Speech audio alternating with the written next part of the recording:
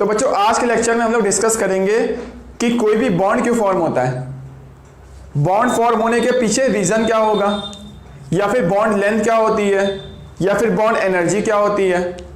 ठीक है ना। तो कोई भी बॉन्ड बनता है तो एनर्जी हमेशा क्या होती है, रिलीज होती है। रिलीज क्यों होती है, एब्जॉर्ब क्यों नहीं होती। या फिर किसी भी बॉन्ड को ब्रेक करोगे तो एनर्जी एब्जॉर्ब होती है, तब रिलीज क्यों नहीं होती।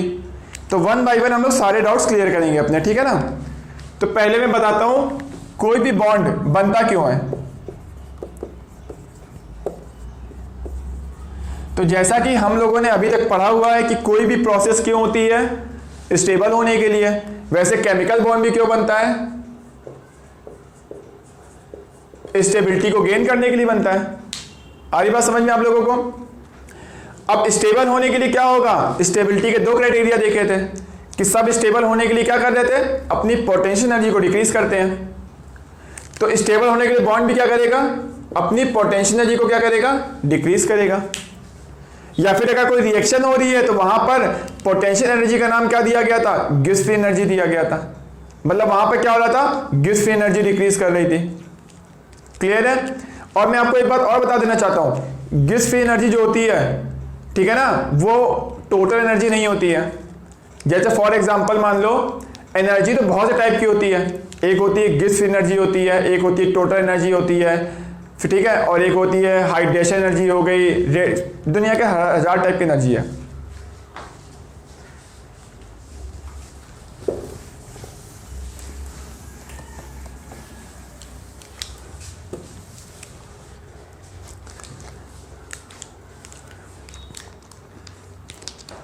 तो बच्चों देखो आज के लेक्चर में हम लोग डिस्कस करेंगे कि कोई भी बॉन्ड बनता क्यों है, बॉन्ड के बनने के पीछे रीजन क्या होता है, या फिर जब भी कोई बॉन्ड बनता है तो एनर्जी रिलीज क्यों होती है, एब्जॉर्ब क्यों नहीं होती।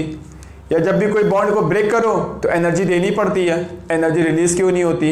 इनके पीछे रीजन क्या है, वन बाय वन सारी चीज़ें डिस्कस करते हैं आज हम लोग। तो आज का टॉपिक है हम लोगों का कोई भी केमिकल बॉन्ड क्यों बनता है। तो जैसा कि अभी हम लोग पढ़ चुके हैं कि कोई भी प्रोसेस क्यों होती है, स्टेबल होने के लिए होती है। ठीक वैसे ही कोई भी केमिकल बॉन्ड क्यों बनेगा, स्टेबिलिटी को गेन करने के लिए बनेगा, यानी वो भी स्टेबल होने के लिए बनेगा। क्लियर है। अब स्टेबिलिटी के दो ही क्राइटेरिया थे, जब जब पोटेंशियल एनर्जी डिक्रीज करेगी तब तब स्टेबिलिटी क्या होगी, इंक्रीज करेगी। पढ़ा था हम लोगों ने। तो यहां पे स्टेबल होने के लिए क्या होगा, पोटेंशियल एनर्जी की वैल्यू डिक्रीज करेगी। देखते हैं कैसे डिक्रीज करेगी। और एक क्राइटेरिया और पढ़ा था हम लोगों ने कि अगर रिएक्शन हो रही है तो वहां पर क्या होगा, रिएक्शन में उसी पोटेंशियल एनर्जी का नाम हम लोग ने क्या दिया था, गिब्स फ्री एनर्जी दिया था।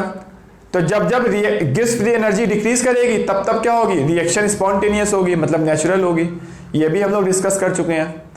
अगर आपने अभी तक वो लेक्चर नहीं देखा है तो आप प्लीज वो लेक्चर देख के आइए, उसके बाद ये देखिए, तब आपको अच्छे से समझ में आएगा। अब मैं थोड़ा सा और बता देता हूं कि गिब्स फ्री एनर्जी होती क्या है। जैसे मान लो ये ट्यूबलाइट है, इस ट्यूबलाइट को मान लो मैंने 1000 किलो जूल की एनर्जी दी। क्लियर है। अब इस ट्यूबलाइट का काम क्या है, अभी रोशनी देना है। क्लियर है। अगर इस ट्यूबलाइट को मैं मान लो 1000 किलो जूल की एनर्जी दूंगा, मान लो अब ये ट्यूबलाइट गर्म भी तो होगी, मान लो 100 किलो जूल की एनर्जी वेस्ट हो गई, और इसने क्या किया, 900 किलो जूल की एनर्जी को रोशनी में कन्वर्ट कर दिया। तो इसका मतलब जो मैंने एनर्जी दी है 1000 किलो जूल, वो टोटल एनर्जी थी। क्लियर है। और 100 जूल एनर्जी तो वेस्ट हो गई, यानी बाकी की 900 किलो जूल जो एनर्जी थी, समझो जो 900 किलो जो एनर्जी थी वो क्या हो गई, पूरी पूरी यूजफुल एनर्जी थी। तो उसी यूजफुल एनर्जी को हम लोग क्या बोलते हैं, गिब्स फ्री एनर्जी बोलते हैं। आदि बच्चों बात समझ में। मैं फिर से एक बार बता रहा हूं कि जो 1000 किलो जूल की एनर्जी दी थी वो टोटल एनर्जी थी। टोटल एनर्जी डिफरेंट होती है। फिर 100 किलो जूल की एनर्जी वेस्ट हो गई, और 900 किलो जूल की जो एनर्जी थी वो यूजफुल एनर्जी थी, वही पूरी रोशनी में कन्वर्ट हो रही थी। और उसी यूजफुल एनर्जी को हम लोग क्या बोलते हैं, गिब्स फ्री एनर्जी बोलते हैं। ठीक है ना। और डिटेल में हम लोग डिस्कस करेंगे, क्लास 11 में चैप्टर पढ़ेंगे थर्मोडायनेमिक्स, तो बहुत डिटेल में डिस्कस करने वाले हैं वहां पर। तो वहां हम लोग पढ़ेंगे गिब्स फ्री एनर्जी किन किन फैक्टर पे डिपेंड करती है, आप इसे कैसे कैलकुलेट कर सकते हो, वो सब वहां पर आएगा। तो फिर हम लोग टॉपिक पर आते हैं, केमिकल बॉन्ड। कोई भी केमिकल बॉन्ड क्यों बनता है, स्टेबल होने के लिए बनता है। स्टेबल होने के लिए क्या करेगा, अपनी पोटेंशियल एनर्जी को डिक्रीज करेगा। अब देखते हैं कैसे डिक्रीज करता है। तो देखो बच्चों, जैसा कि अभी तक हम लोगों को पता है कि कोई भी अगर एटम हो तो उसके सेंटर में क्या होता है, प्रोटॉन होते हैं, मतलब उसके सेंटर में पॉजिटिव चार्ज होता है, और उसके बाहर क्या होते हैं, इलेक्ट्रॉन्स होते हैं न्यूक्लियस के बाहर, इसको न्यूक्लियस बोलते हैं। तो न्यूक्लियस के बाहर इलेक्ट्रॉन होगा तो उसको हम लोग क्या बोलते हैं, ये निगेटिव चार्ज है। ठीक है, फिर मैंने क्या लिया, यहाँ पे दूसरा एटम ले लिया, इसके भी सेंटर में क्या होगा, पॉजिटिव चार्ज होगा। क्लियर है, तो न्यूक्लियस में पॉजिटिव चार्ज है, न्यूक्लियस के बाहर क्या होगा, निगेटिव चार्ज होगा, यानी इलेक्ट्रॉन होगा। तो बच्चों देखो, दो एटम्स के बीच में मैं भी पहले ये बताता हूं कि कौन कौन से टाइप के फोर्स काम करते हैं। तो बच्चों देखो, ये निगेटिव चार्ज है और ये निगेटिव चार्ज है, यानी इसके इलेक्ट्रॉन और इसके इलेक्ट्रॉन, इनके बीच में कौन सा फोर्स लगेगा, तो निगेटिव निगेटिव मतलब सेम चार्ज, और सेम चार्ज में कौन सा फोर्स लगता है, रिपल्सिव फोर्स लगता है। आ रही बात समझ में? चलो मैं पूरा लिख देता हूं। अब देखो बच्चों, इसके प्लस चार्ज और इसके प्लस चार्ज में बताओ कौन सा फोर्स लगेगा, प्लस प्लस भी क्या है, सिमिलर चार्ज है, तो इनमें भी फोर्स कौन सा लगेगा, रिपल्सिव फोर्स लगेगा। इतना भी समझ में आ रहा होगा आपको। अब मैं बात करूं, देखो इसके इलेक्ट्रॉन और इसके प्लस चार्ज, इसमें भी फोर्स लग रहा होगा, और ये अपोजिट चार्ज हो गए, क्योंकि ये माइनस है इलेक्ट्रॉन और ये पॉजिटिव चार्ज है प्रोटॉन, तो माइनस प्लस में कौन सा फोर्स लगेगा, अट्रैक्टिव फोर्स लगेगा। चलो बच्चों मैं ये भी लिख लेता हूं। ठीक है, अब देखो इसके इलेक्ट्रॉन और इसके प्लस चार्ज में भी फोर्स लग रहा होगा, यानी इसके प्रोटॉन और इसके इलेक्ट्रॉन में फोर्स लग रहा होगा, उसको भी हम लोग क्या बोलते हैं, अट्रैक्टिव फोर्स बोलते हैं। क्लियर है, यानी एटम्स के बीच में दोनों टाइप के फोर्स होते हैं, अट्रैक्टिव फोर्स भी होता है और रिपल्सिव फोर्स भी होता है। क्लियर है, तो इतना समझ में आ गया आप लोगों को। अब देखो और आगे डिस्कस करते हैं, इसमें थोड़ा सा और आगे चलते हैं हम लोग। मैं बोल रहा हूं इफ फोर्स तो दोनों टाइप के हैं, अगर मान लो अट्रैक्टिव फोर्स डोमिनेट कर जाए, तो अट्रैक्टिव फोर्स अगर डोमिनेट करेगा तो मतलब दो एटम्स कहां जाएंगे, फोर्स तो दोनों टाइप के हैं, तो जब अट्रैक्टिव डोमिनेट करेगा तो एटम्स क्या होंगे, पास में आएंगे। यहां तक समझ में आ रहा होगा आप लोगों को। क्लियर है, क्योंकि अट्रैक्शन होगा तो क्या होगा, एक दूसरे को खींचेंगे, और खींचेंगे तो क्या होंगे, पास में आएंगे। अगर मैं बोल रहा हूं कि मान लो रिपल्सिव फोर्स डोमिनेट कर जाए, तो उस केस में क्या होगा, तो जब रिपल्सिव फोर्स डोमिनेट करेगा तो दोनों रिपल्शन करेंगे, रिपल्शन करेंगे तो दूर जाएंगे। इसका मतलब ये दोनों एटम्स क्या जाएंगे, करेंगे, दूर जाएंगे। ये भी समझ में आ रहा होगा आप लोगों को। ठीक है ना। अब मैं थर्ड केस ले लिया, इफ अट्रैक्टिव और रिपल्सिव फोर्स अगर मान लो दोनों बराबर हैं, तो एटम्स ना ही पास में आएंगे ना ही दूर जाएंगे। इसका मतलब एटम्स क्या होंगे, मान लो सेम डिस्टेंस से, मान लो यहां पर अट्रैक्टिव रिपल्सिव फोर्स बराबर है, तो दोनों एटम्स क्या रहेंगे, रुके रहेंगे। तो ये तीनों बातें समझ में आ रही है। अब सोचो बॉन्ड कैसे बनेगा, तो जब भी बॉन्ड बनेगा तो एटम को पास में आना पड़ेगा, तो ये एटम दूर जा रहे हैं, इसका मतलब यहां पर बॉन्ड नहीं बनेगा। बॉन्ड बनाने के लिए एटम्स को पास आना पड़ेगा, एटम्स के बीच में बॉन्ड बनता है ना, जैसे H2 ले लो, O2 ले लो, N2 ले लो। क्लियर है, तो बॉन्ड बनाने के लिए एटम्स को पास में आना पड़ेगा, और जब एटम पास में आएंगे तभी देखो, यानी बॉन्ड बनने की प्रोसेस यहां पर होगी। क्लियर है, और पास में आएंगे, मान लो जब दो एटम मान लो पास में आ रहे हैं, तो उनके दोनों के न्यूक्लियस पास में आ रहे हैं और दोनों के इलेक्ट्रॉन्स पास में आ रहे हैं। तो जब दो एटम पास में आ रहे हैं, पास में क्यों आ रहे हैं, क्योंकि अट्रैक्टिव फोर्स डोमिनेट कर रहा है। बट वो पास में आते जाएंगे तो दोनों के रिपल्शन फोर्स बढ़ता जाएगा, बढ़ता जाएगा, बढ़ता जाएगा। एक टाइम ऐसा होगा कि रिपल्शन फोर्स बढ़ते बढ़ते इतना ज्यादा हो जाएगा कि वो क्या होंगे, अट्रैक्शन और रिपल्शन दोनों बराबर हो जाएंगे। बराबर हो जाएंगे तो एटम्स क्या होगा, एक जगह आकर रुक जाएगा, यानी यहां पर बॉन्ड बन जाएगा। समझो बात को, मैं फिर से एक्सप्लेन करने को ट्राई करता हूं। बॉन्ड तभी बनेगा जब एटम पास में आएंगे, यानी यहां एटम दूर जा रहा है तो यहां बॉन्ड नहीं बनेगा। बॉन्ड कहां बनेगा, एटम के पास में आने की प्रोसेस यहां चल रही है, तो यहां पे बॉन्ड के बनने की प्रोसेस चल रही है। क्लियर है, तो यहां बॉन्ड बनने की प्रोसेस चल रही है और यहां पे बॉन्ड बन चुका है।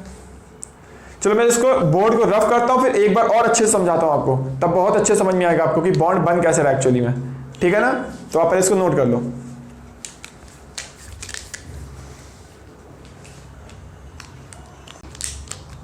तो बच्चों देखो, मैं आपको एक बार और बताने को ट्राई करता हूं कि कोई भी केमिकल बॉन्ड फॉर्म कैसे होता है। क्लियर है, तो देखो जैसे मैंने यहां पर एक चार्ज ले लिया, कौन सा चार्ज ले लिया, Q1 चार्ज ले लिया, और एक मैंने Q2 चार्ज ले लिया। क्लियर है? और इसके बीच की डिस्टेंस मैंने कितनी ले ली, मान लो R डिस्टेंस है। तो जैसा कि हम लोग पढ़ चुके हैं स्टार्टिंग में कि दो चार्ज के बीच की जो पोटेंशियल एनर्जी होती है वो कितनी होती है, K Q1 Q2 by R। आ रहा बेसिक से समझ में आप लोगों को? तो दो चार्ज के बीच में इतनी पोटेंशियल एनर्जी होती है। K मीन्स है कांस्टेंट, Q1 Q2 चार्ज है, R मतलब बीच की डिस्टेंस है। क्लियर है? चलो फिर ठीक है। अब मैंने बोला कोई भी बॉन्ड कैसे बनता है। मान लो कि ये R की वैल्यू इन्फिनिटी है, ध्यान से देखना, मैंने बोल दिया कि मान लो इफ R जो है टेंडिंग टू इन्फिनिटी है, तो R इन्फिनिटी है, इसका मतलब क्या होगा, 1/इन्फिनिटी क्या होगा, 0 हो जाएगा। इसका मतलब जो पोटेंशियल एनर्जी की वैल्यू होगी वो कितनी होगी, 0 होगी। ये भी आपको समझ में आ रहा होगा। क्लियर है? अब मैं बोल रहा हूं दो एटम्स इनफाइनाइट डिस्टेंस पे रखे हैं, इन दोनों के बीच में बॉन्ड कैसे बना, यानी बॉन्ड बना तो कैसे बना, मैं ये एक्सप्लेन करना चाह रहा हूं। क्लियर है? तो केमिकल बॉन्ड कैसे बनता है, मान लो दो एटम पहले इनफाइनाइट डिस्टेंस पे थे, अगर उनको दोनों को बॉन्ड बनाना है तो दोनों को पास में आना पड़ेगा। आ रही बात समझ में? अब दो एटम पास में आएंगे तो उसका मतलब ये बीच में R जो है वो क्या होगा, डिक्रीज करेगा। यानी पहले क्या था, इनफाइनाइट डिस्टेंस थी, अब बॉन्ड बनाना है तो पास में तो आना ही पड़ेगा दोनों को, और पास में आएंगे तो दोनों के बीच में डिस्टेंस कम होगी। इसका मतलब R की वैल्यू क्या होगी, डिक्रीज करेगी। आ रही बात समझ में? चलो ठीक है। अब देखो इतना तो समझ में आ गया, दोनों में R डिक्रीज करेगा। अब दोनों एटम पास में आएंगे क्यों, क्वेश्चन ये है, क्योंकि अगर दोनों एटम पास में आ रहे हैं तो उसमें कौन सा फोर्स डोमिनेट कर रहा होगा, उसमें अट्रैक्टिव फोर्स डोमिनेट कर रहा होगा। जस्ट इसके पहले पढ़ा था हम लोगों ने, यहाँ पे लिखा हुआ था हम लोगों ने। तो जब दो एटम पास में आ रहे हैं मतलब उसमें अट्रैक्टिव फोर्स डोमिनेट कर रहा। अब क्वेश्चन ये कि अट्रैक्टिव फोर्स किस में लगता है, सिमिलर चार्जेस में लगता है कि अपोजिट चार्जेस में लगता है, अपोजिट चार्जेस में लगता है। क्लियर है? तो यानी यहां पर R कम कब होगा, जब अट्रैक्टिव फोर्स डोमिनेट करेगा, तभी डिक्रीज करेगा। क्लियर है? और अट्रैक्टिव फोर्स किस में लगता है वो भी मैं लिख देता हूं, अपोजिट चार्जेस में लगेगा। इसका मतलब ये दोनों जो चार्ज है वो दोनों चार्ज क्या है, अपोजिट चार्ज, यानी एक प्लस है दूसरा क्या है, माइनस है। क्लियर है? एक प्लस है तो मैं यहां लिख देता हूं, ये वाला प्लस मान लिया, और ये माइनस है मतलब क्या हो गया, ये निगेटिव है। ठीक है? क्योंकि अपोजिट चार्ज होंगे तभी क्या होगा, अट्रैक्शन होगा, और जब अट्रैक्टिव फोर्स डोमिनेट करेगा तभी क्या होगा, दो एटम पास में आएंगे। चलो यहां तक भी क्लियर हो गया। अब जब दो एटम पास में आ रहे होंगे तो R की वैल्यू कम हो रही होगी, और जब जब देखो R की वैल्यू कम होगी तो देखो यहां पर आपको क्या लग रहा है, देखो यहां पर देखना, ये वैल्यू पॉजिटिव है, ये वैल्यू पॉजिटिव है, और ये वैल्यू निगेटिव है। तो ओवरऑल अगर आप मल्टीप्लाई करोगे तो ये वैल्यू कितनी आएगी, निगेटिव आएगी। तो चलो मैं इसको आपको लिख देता हूं, यहां पर जो पोटेंशियल एनर्जी की वैल्यू होगी वो -1/R के डायरेक्टली प्रोपोर्शनल होगी। ध्यान से देखो, मैं माइनस क्यों लिख रहा हूं, क्योंकि ये पॉजिटिव है, ये पॉजिटिव है, ये निगेटिव है। ठीक है ना? तो ये ओवरऑल मल्टीप्लाई करने पे क्या आएगा, निगेटिव वैल्यू आएगी। क्लियर है? तो देखो फिर से मैं देखो बता रहा हूं कि दो एटम्स इनफाइनाइट डिस्टेंस पे थे, R की वैल्यू कितनी थी, इनफाइनाइट थी, और जब R की वैल्यू इन्फिनिटी होगी तो पोटेंशियल एनर्जी की वैल्यू 0 होगी। अब मैं बता रहा हूं कि दोनों एटम्स के बीच में बॉन्ड कैसे बन रहा है। बॉन्ड बनाना है तो दोनों एटम को पास में आना पड़ेगा, पास में तभी आएंगे जब अट्रैक्टिव फोर्स डोमिनेट करेगा, और अट्रैक्टिव फोर्स डोमिनेट कब करेगा, जब दोनों अपोजिट चार्ज होंगे। क्लियर है? और अपोजिट चार्ज होंगे तो क्या होगा, मल्टीप्लाई करोगे तो निगेटिव आएगा। क्लियर है? और अगर अपोजिट चार्ज होगा तो दोनों पास में आएंगे तो R की वैल्यू क्या होगी, यहां पर डिक्रीज करेगी, और अगर R की वैल्यू डिक्रीज करेगी तो मैं यहां से बोल सकता हूं 1/R क्या होगा, वो इंक्रीज करेगा। क्लियर है? और 1/R इंक्रीज करेगा तो मैं पूछ रहा हूं 1/R नहीं बताना, मुझे बताना -1/R बताओ, ये इंक्रीज करेगा कि डिक्रीज करेगा। तो अगर तुमने माइनस का मल्टीप्लाई कर दिया तो ये साइन चेंज हो जाता है। क्यों हो जाता है, देखो मैं एक एग्जांपल यहां बता भी दे रहा हूं जैसे 2 और 3 में कौन सी वैल्यू ज्यादा है, 3 वैल्यू ज्यादा है, बट अगर मैंने माइनस का मल्टीप्लाई कर दिया -3 और -2, अब बताओ कौन सी वैल्यू ज्यादा होगी, -2 ज्यादा होगा। आ रही बात समझ में? तो देखो माइनस का मल्टीप्लाई करने पे साइन क्या हो गया चेंज कर गया। क्लियर है? यानी ये अगर इंक्रीज करेगा तो माइनस का मल्टीप्लाई करोगे तो साइन क्या होगा, चेंज हो जाएगा। अब देखो -1/r डिक्रीज कर रहा, और -1/r क्या है, पोटेंशियल एनर्जी है। यानी अगर ये वाली वैल्यू डिक्रीज करेगी तो पोटेंशियल एनर्जी की वैल्यू भी क्या होगी, डिक्रीज करेगी। तो मैं लिख देता हूं कि ये वैल्यू भी क्या होगी, डिक्रीज करेगी। यानी जब भी कोई बॉन्ड बनेगा तो दोनों एटम को पास में आना पड़ेगा, और जब दो एटम पास में आएंगे तो उनके बीच की पोटेंशियल एनर्जी की वैल्यू क्या होगी, डिक्रीज करेगी।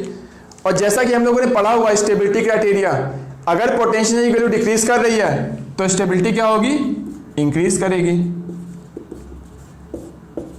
आगे बात समझने बच्चों, देखो तो जब जब पोटेंशियल एनर्जी की वैल्यू डिक्रीज करेगी तब तब स्टेबिलिटी इंक्रीज करेगी। ये हम लोगों ने ऑलरेडी इसके पहले डिस्कस कर चुके हैं। तो कोई भी बॉन्ड बनेगा, कोई भी बॉन्ड, ठीक है ना, तो उसकी पोटेंशियल एनर्जी की वैल्यू क्या होगी, डिक्रीज करेगी। यानी बॉन्ड बनता ही क्यों है, स्टेबल होने के लिए, और वो स्टेबल होने के लिए क्या कर रहा है, अपनी पोटेंशियल एनर्जी को डिक्रीज कर रहा है। क्लियर है। अब एनर्जी डिक्रीज कर रहा है, डिक्रीज करना मतलब क्या होता है, जैसे जैसे बॉन्ड बनता जा रहा है उसकी पोटेंशियल एनर्जी की वैल्यू क्या हो रही है, डिक्रीज होती जा रही है। और पोटेंशियल एनर्जी का डिक्रीज होने का मतलब एनर्जी डिक्रीज हो रही है, इसका मतलब एनर्जी क्या हो रही है, रिलीज हो रही है। समझो बात को, ये बहुत ही इंपॉर्टेंट पॉइंट है। एनर्जी डिक्रीज होने का मतलब एनर्जी क्या हो रही है, इंक्रीज हो रही है, मैंने रिलीज हो रही है, सॉरी, ठीक है ना। तो कोई भी बॉन्ड क्यों बनता है, स्टेबल होने के लिए बनता है। स्टेबल होने के लिए वो क्या करेगा, अपनी पोटेंशियल एनर्जी को डिक्रीज करेगा, यानी एनर्जी क्या करेगा, रिलीज करेगा। यानी जब जब कोई बॉन्ड बनेगा तब तब उसकी एनर्जी क्या होगी, रिलीज होगी। चाहे वो कोई भी बॉन्ड हो, चाहे वो आयनिक बॉन्ड है, चाहे वो कोवलेंट बॉन्ड हो, कोई भी बॉन्ड हो, अगर बॉन्ड बनेगा तो एनर्जी क्या होगी, रिलीज होगी। अगर आयनिक बॉन्ड बनेगा तब भी एनर्जी क्या होगी, रिलीज होगी। बट उस एनर्जी का नाम हम लोग क्या देते हैं, लैटिस एनर्जी नाम देते हैं। क्लियर है। कोवलेंट बॉन्ड बनेगा तब भी एनर्जी क्या होगी, रिलीज होगी। बट उस एनर्जी का नाम हम लोग क्या देते हैं, उस एनर्जी को बॉन्ड एनर्जी बोलते हैं। क्लियर है। तो चाहे आयनिक बॉन्ड बने चाहे कोवलेंट बने, दोनों ही केस में एनर्जी रिलीज होने वाली है, ठीक है ना। तो बच्चों यहाँ पे नोट कर लो, इसको रफ करके मैं और थोड़ा अच्छे से समझाता हूँ आपको, ठीक है ना। तो आप नोट करिए इसको। तो बच्चों अभी तक हम लोगों ने डिस्कस किया कि एटम्स में दोनों टाइप के फोर्स होते हैं, अट्रैक्टिव फोर्स भी होता है, रिपल्सिव फोर्स भी होता है। जब रिपल्सिव फोर्स डोमिनेट करेगा तो एटम दूर जाएगा, और जब अट्रैक्टिव फोर्स डोमिनेट करेगा तो एटम पास में आएगा। क्लियर है। तो मान लो एक एटम ये दिया हुआ है और दूसरा एटम ये दिया हुआ है। क्लियर है। और मैंने यहाँ पे मान लिया कि अट्रैक्टिव फोर्स क्या हो रहा है, डोमिनेट कर रहा है। और जब अट्रैक्टिव फोर्स डोमिनेट करेगा इसका मतलब दोनों एटम क्या होंगे, पास आएंगे, तो इनके बीच की डिस्टेंस क्या होगी, कम होगी। ठीक है। अब ये कितनी पास आएंगे, ऐसा तो नहीं होगा पास आते थे एक दूसरे में घुस जाएंगे, ऐसा तो नहीं होने वाला है, ठीक है ना। क्योंकि जब देखो अट्रैक्टिव फोर्स डोमिनेट कर रहा है तब तो ये पास आ रहे हैं, बट जैसे ही पास आ रहे होंगे, अब तुम ध्यान से देखो, इनके इलेक्ट्रॉन और इनके इलेक्ट्रॉन भी पास आ रहे हैं, इसका प्लस चार्ज इसका प्लस चार्ज, वो दोनों भी क्या हो रहा है, पास आ रहा है। तो यानी जैसे जैसे पास आ रहे हैं दोनों के प्लस प्लस चार्ज पास आएंगे, दोनों के इलेक्ट्रॉन पास आएंगे। यानी जब ये पास आते हैं तो अब क्या होगा, रिपल्सिव फोर्स ज्यादा तेजी से इंक्रीज करेगा as compared to attractive force. Clear है। तो जैसे जैसे वो पास आ रहे होंगे तो मैं बोल रहा हूं इसका इलेक्ट्रॉन और इसका प्लस चार्ज में अट्रैक्शन फोर्स लग रहा है, इसके इलेक्ट्रॉन इसके प्लस चार्ज में अट्रैक्शन फोर्स लग रहा है। यानी जब पास आएंगे तो अट्रैक्शन फोर्स भी बढ़ेगा बट रिपल्शन फोर्स ज्यादा बढ़ेगा। क्लियर है। और अट्रैक्टिव और रिपल्सिव फोर्स क्या होते हैं, एक दूसरे के अपोजिट होते हैं। यानी आप बोलोगे मेन क्या होगा, रिपल्सिव फोर्स इंक्रीज कर रहा है। तो पहले अट्रैक्शन फोर्स ज्यादा था तो दोनों एटम पास में आ रहे थे, अब रिपल्शन फोर्स क्या होगा, जैसे जैसे पास में आएंगे रिपल्शन फोर्स बढ़ता जाएगा, बढ़ते बढ़ते क्या होगा, बढ़ते बढ़ते एक टाइम बाद इसके बराबर आ जाएगा। तो जैसे इसके बराबर आएगा वो एटम क्या होगा, वहीं पर रुक जाएगा। क्लियर है। यानी यहां पर दो एटम्स क्या थे, अट्रैक्टिव फोर्स डोमिनेट कर रहा था तो पास में आ रहे थे। क्लियर है। अब ये दोनों क्या हो चुके हैं, यहां पर इक्वल हो चुके हैं, और जैसे इक्वल होंगे तो एटम क्या होगा, वहीं पर रुक जाएगा।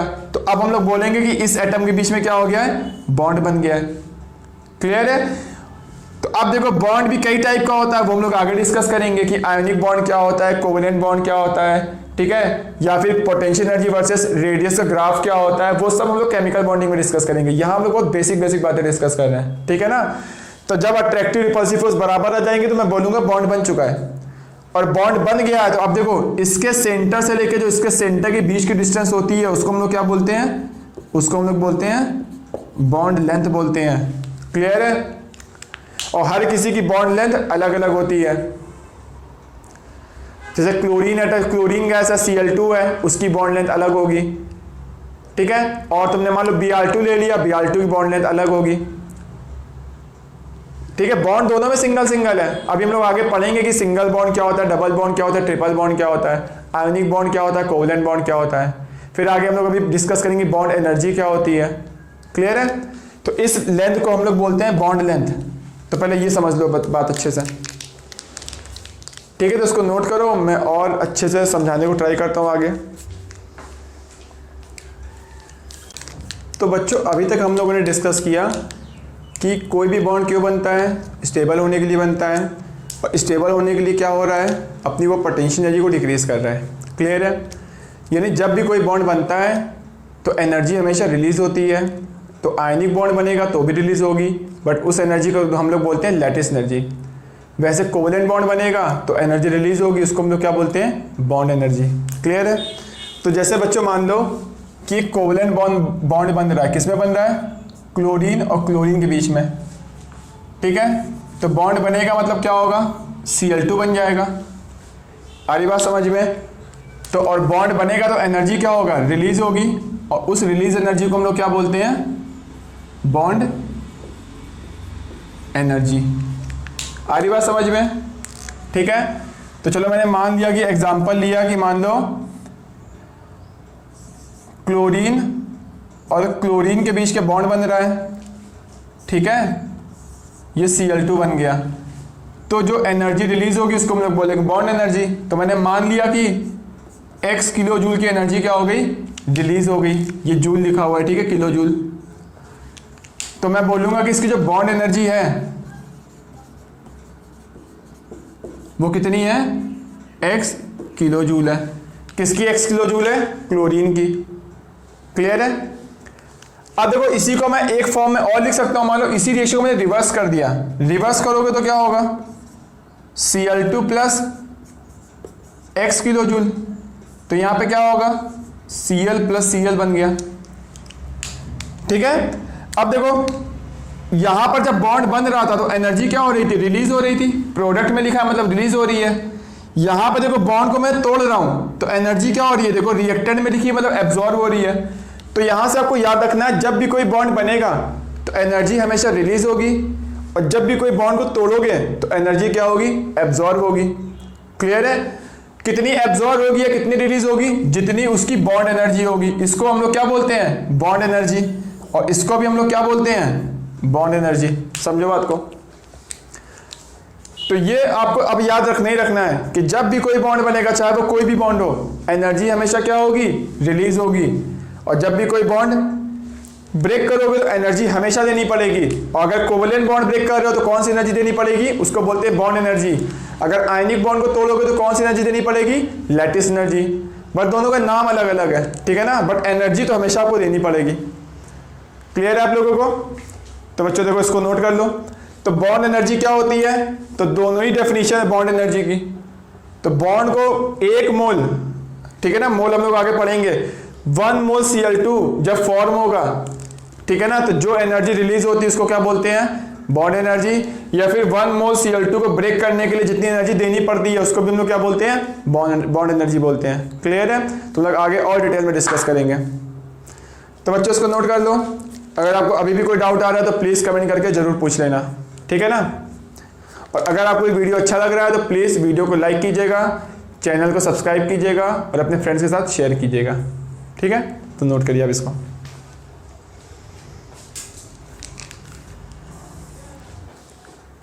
तो बच्चों देखो अब मैं बहुत ही ज़्यादा इंपॉर्टेंट बात बताने जा रहा हूँ आपको।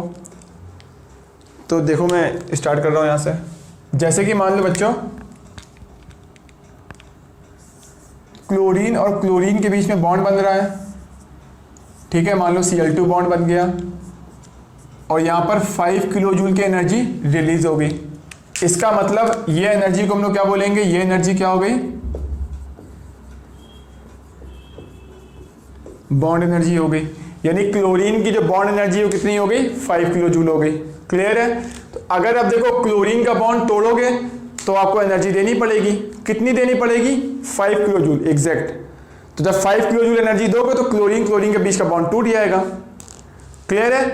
अगर मान लो 5 किलो जूल एनर्जी आपने नहीं दी तब क्या होगा, या फिर इससे ज़्यादा एनर्जी दे दी तब क्या होगा? आ रही बात समझ में? तो देखो मैं क्या कर रहा हूँ यहाँ पर, मैं चलो एक पहला केस ले रहा हूँ। इफ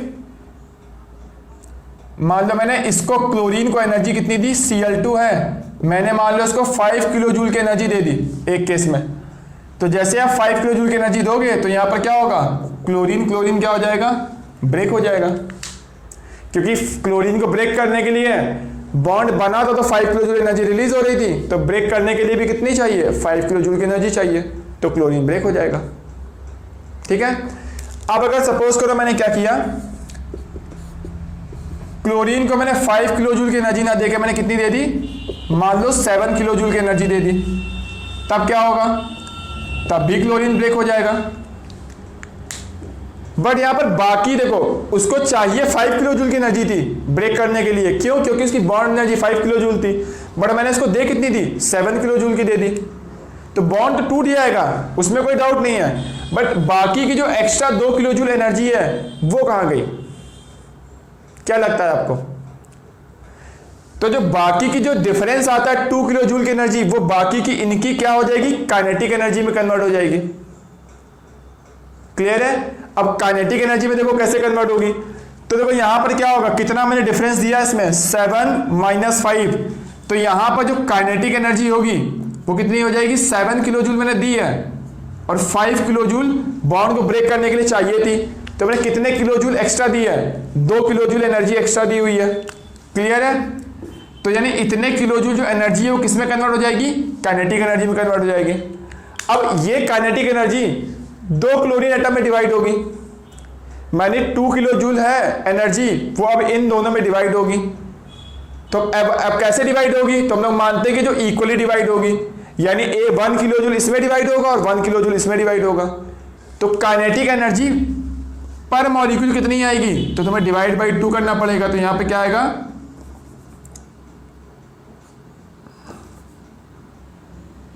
ठीक है ना, ये समझो, पर एटम भी नहीं होगा, पर मोल एटम होगा।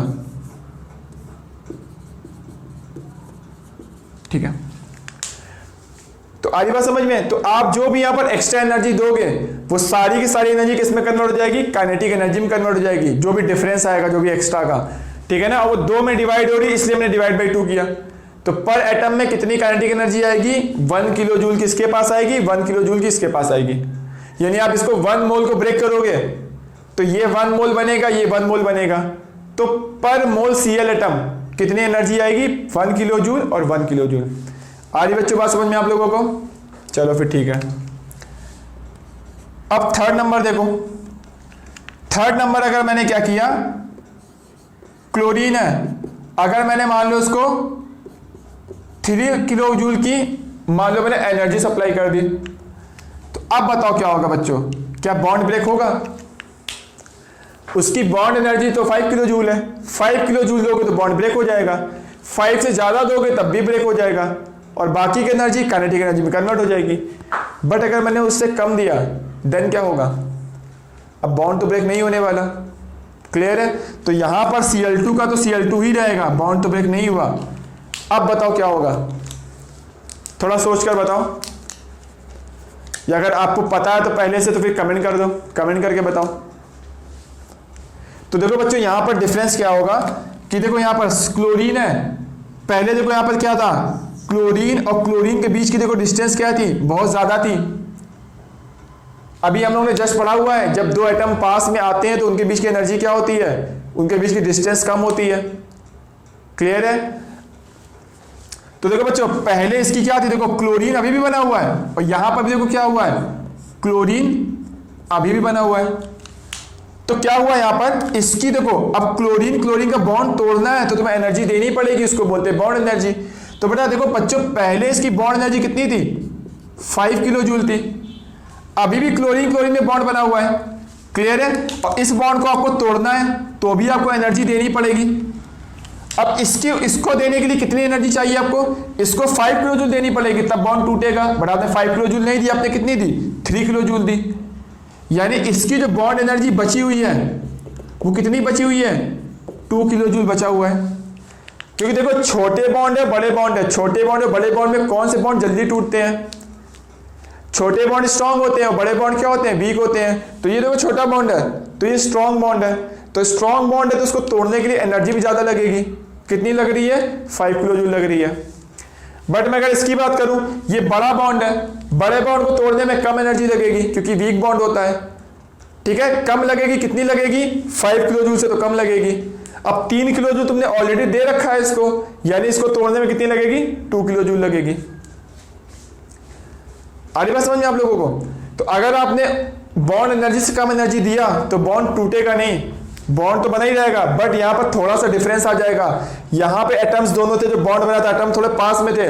अब यहां पे एटम्स क्या हो गए? थोड़े से दूर हो गए।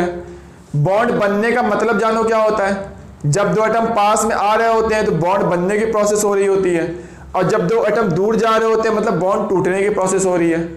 तो यहां से देखो एटम क्या होगा? थोड़े दूर चले गए ना, यानी यहां पे बॉन्ड टूटने की प्रोसेस चल रही है। बट अभी भी बॉन्ड टूटा नहीं है।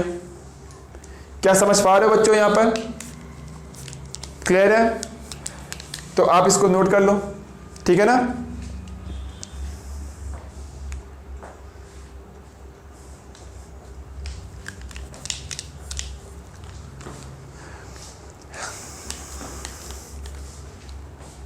तो मैं मान के चल रहा हूं आपने नोट कर लिया होगा, तो मैं रफ करता हूं इसको। तो आज की क्लास में बच्चों हम लोगों ने बहुत अच्छी अच्छी चीजें पढ़ी कि कोई भी बॉन्ड क्यों बनता है। स्टेबल होने के लिए बनता है, और स्टेबल होने के लिए वो क्या कर रहा है? अपनी पोटेंशियल एनर्जी को डिक्रीज करेगा। ठीक है, और एनर्जी डिक्रीज करेगा मतलब एनर्जी क्या होगी? जब बॉन्ड बनेगा तो एनर्जी रिलीज होगी। तो बॉन्ड तोड़ोगे तो एनर्जी क्या होगी? एब्जॉर्ब होगी। और उस एनर्जी को क्या बोलोगे? कोवलेंट बॉन्ड के केस में बोलोगे बॉन्ड एनर्जी।